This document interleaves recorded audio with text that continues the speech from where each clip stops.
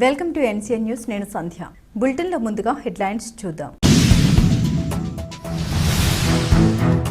Rajahmundry central జైల్లో మాజీ మంత్రి అంబటి రాంబాబును కలిసిన వైసీపీ నేతలు. రాజమండ్రి సెంట్రల్ జైల్లో మాజీ మంత్రి అంబటి రాంబాబును మాజీ శాసనసభ స్పీకర్ తమ్మినేని సీతారాం, మాజీ జడ్జి జడస్ శ్రవణ్, వైఎస్ఆర్ కాంగ్రెస్ పార్టీ జాతీయ అధికార ప్రతినిధి మాజీ పార్లమెంట్ సభ్యులు మార్గని భరత్ రామ్, మాజీ ఎమ్మెల్యే జక్కంపూడి రాజా తదితరులు కలిశారు. అనంతరం వారు మీడియాతో మాట్లాడుతూ కూటమి ప్రభుత్వం ప్రజా సంక్షేమాన్ని విస్మరించిందని వైసీపీ నేతలు తీవ్రస్థాయిలో ధ్వజమెత్తారు. కక్ష సాధింపు చర్యలకి అధిక ప్రాధాన్యమిస్తుందని ఆగ్రహం వ్యక్తం చేశారు. ప్రజాస్వామ్య వ్యవస్థను అపహాస్యం చేసేలా పాలన కొనసాగిస్తున్నారని ఆవేదన చెందారు. అక్రమ అరెస్టులను తీవ్రంగా ఖండించారు. రాష్ట్రంలో రాక్షస పాలన సాగుతోందన్నారు. రెడ్ బుక్ రాజ్యాంగం అమలు చేస్తున్నారని విచారం వ్యక్తం చేశారు. ఇళ్లపైన రౌడీ మూకలతో దాడి చేసిన వాళ్లపై కేసులు కట్టకుండా బెయిల్ పైన బయటకు పంపడం, అలాగే పొరపాటున నోటి మాట జారినందుకు అంబటి రాంబాబు మరియు జోగి రమేష్ ఇళ్లపైన రాక్షసంగా దాడి చేయడం, మాట జారినందుకు క్షమాపణ చెప్పినా కూడా లేని కేసులు అంటగట్టి పెట్టడం అమానుషమని అన్నారు. మీరు చేస్తున్న ప్రజాస్వామిక కార్యక్రమాలను ప్రజలు గమనిస్తున్నారని, తప్పక దీనికి మూల్యం చెల్లించాల్సి వస్తుందని హెచ్చరించారు.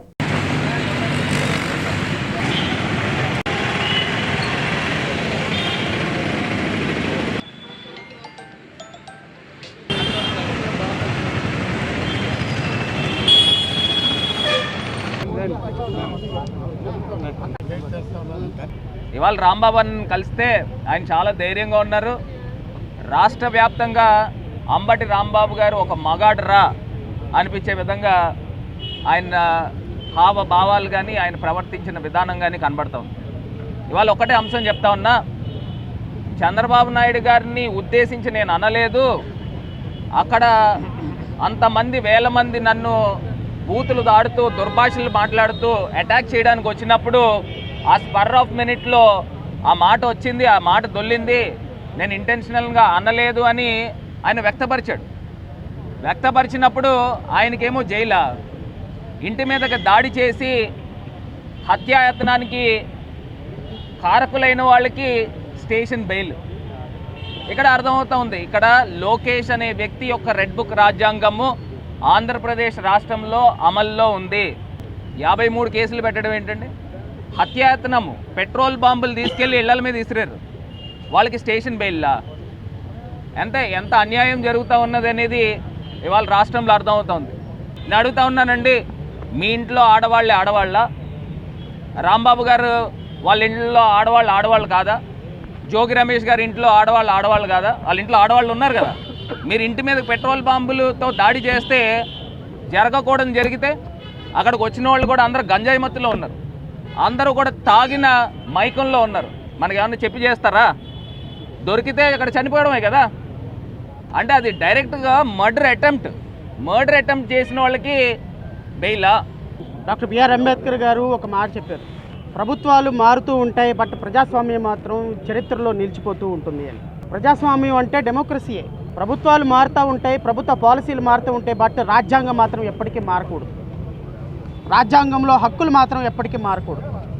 ఈరోజు మాజీ మంత్రి గారిని, ఆయన మాజీ మంత్రినే కాదు, మా న్యాయవాద వృత్తిలో ఉన్నటువంటి ఒక సహ న్యాయవాదిగా కూడా, ఒక న్యాయవాదికే రక్షణ లేని, ఒక న్యాయవాదికే హక్కులు లేని ఈ రాజ్యాంగంలో ఒక సాటి న్యాయవాదికి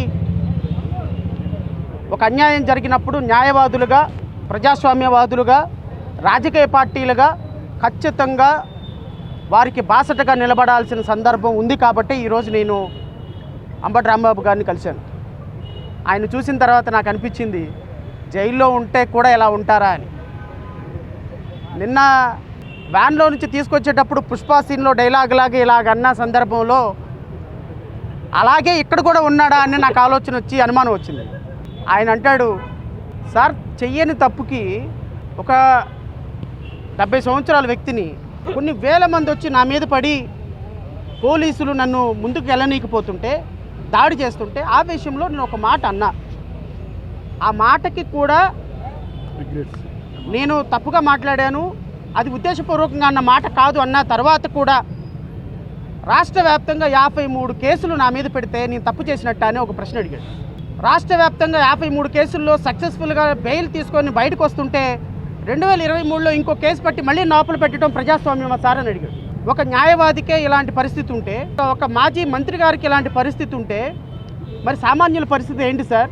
మరి నేను ధైర్యంగా ఉండకపోతే మరి నాలాంటి వాళ్ళు కొన్ని కోట్ల మందికి నేను ఎలాగ రేపొద్దున సమాధానం చెప్పగలను అన్న మాటకి నేను ఆయన్ని చూడటానికి వచ్చినందుకు నిజంగానే కరెక్ట్ పర్సన్ని చూడటానికి వచ్చానేమో అనిపించింది నాకు.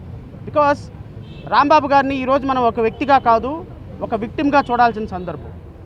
నేను మీడియా సోదరులందరినీ కూడా కోరుతున్నా, మీ ద్వారా రాష్ట్ర ప్రజలందరినీ కూడా అడుగుతున్నా, మరి ఒక మాట అన్న రాంబాబు గారిని ఈ రోజు నుంచి లోపల పెడుతుంటే మరి ఆయన ఇంటి మీద దాడి చేసి వేల మంది ఇనుప రాట్లతోటి మారణాదాయతో దాడి చేసి ఇల్లు మొత్తాన్ని ధ్వంసం చేసి ఇంట్లో ఉన్న పిల్లల్ని భయభ్రాంతులకు గురి చేసి చిన్నపిల్లలకి రాజకీయాలతో సంబంధం లేని ఆడపిల్లల్ని మన ఇంట్లో ఉన్న ఆడవాళ్ళని కూడా భయభ్రాంతులకు గురి చేసినటువంటి వ్యక్తుల్ని ముఖ్యమంత్రి చంద్రబాబు నాయుడు గారు ఎంతమందిని మీరు అరెస్ట్ చేశారు సార్?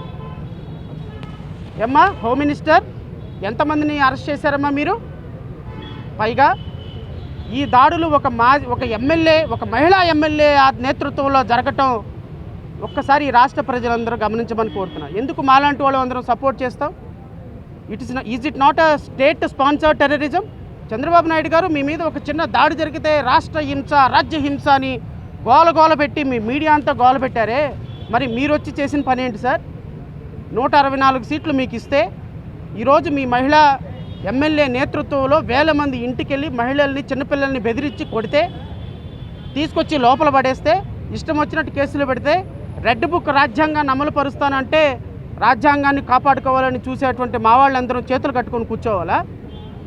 ఇవాళ ఆంధ్రప్రదేశ్ రాష్ట్రంలో ప్రజాస్వామ్య ప్రభుత్వం లేదు. ఎలాంటి డెసిషన్స్ తీసుకుందామన్నా, ఏ విధమైనటువంటి నిర్ణయాలు తీసుకుందామన్నా దానికి వక్రమార్గంగా చూపిస్తున్నారు.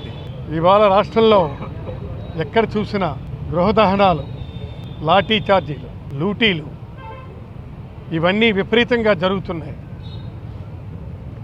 దీనికి ప్రధానమైనటువంటి కారణం ఏంటో రెడ్ బుక్ రాజ్యాంగం అంటే ఇది ఎలాంటి రెడ్ బుక్ రాజ్యాంగమో నాకైతే అర్థం కావటం లేదు. మీరైనా అర్థం చేసుకోవాలి. ఈ రాజ్యాంగం ఎక్కడ తీసుకెళ్ళుద్దో తెలియదు. అసలు ప్రభుత్వం అంటే ఏమిటి? ఇవాళ ప్రభుత్వం మీరెంతో ఉద్ధరిస్తారని, మీరెంతో న్యాయం చేస్తారని ప్రభుత్వం మీ చేతికి ఇచ్చారు. అందుకే మేము చెప్తున్నాం, మీరేం చేయాలనుకున్నా, ఏం చెందాలనుకున్నా మీరు చాలా స్పష్టంగా ముందుకొచ్చి చెప్పండి. అంతేగాని ఈ విధమైనటువంటి నిర్ణయాలు చేయడం కరెక్ట్ కాదు.